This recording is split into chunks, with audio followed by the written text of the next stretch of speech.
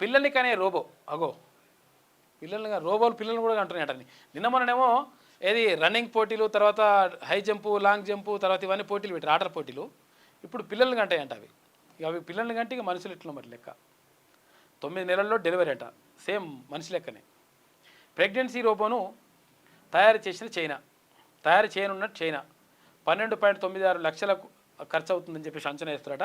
2026 నాటికి రోబో నమూనా తయారు చేస్తారట. పిల్లలు పుడతాయట రోబోకు, ఇంకో పిల్లలు పుడతాయట. త్వరలోనే 9 నెలల్లో పిల్లలను కనే రోబో రాబోతుంది. కృత్రిమ గర్భంతో పిల్లలను కనే రోబోను చైనా తయారు చేస్తుందంట.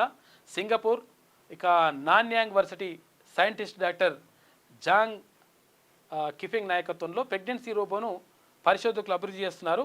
ఇందులో ఆర్టిఫిషియల్ ఇమ్నియోటిక్ ఫ్లూయిడ్ను ప్రవేశపెట్టి ట్యూబ్ ద్వారా న్యూట్రియంట్స్ అందిస్తారంట.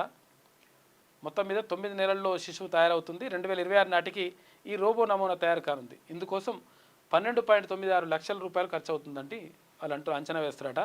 మరి ఏందో కథగా సరోగోసి అద్దె గర్భం ఉన్నది కదా, ఈ సరోగోసి అవసరం లేకుండా ఈ రోబోనే కంటదంట మరి పిల్లల్ని.